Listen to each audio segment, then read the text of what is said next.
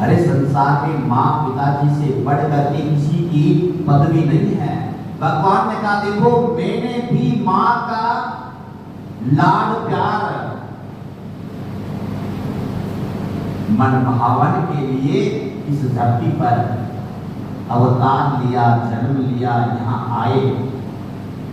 लोगों ने कहा कि माँ की ममता सबसे बड़ी होती है। एक बार मुझे भी विश्वास नहीं हुआ कि माँ की ममता इतनी बड़ी हो सकती है। चलो चल के देखते हैं, एक बार माँ की कोख से जन्म लेकर के देखता हूँ इतनी होती है क्या।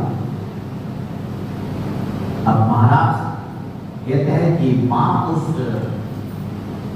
दिन रात भगवान से प्रार्थना करती, इतने बड़े बड़े दुख झेलती, और फिर भी बच्चे के सामने जब उसकी संतान आती तो कहते हैं कि वो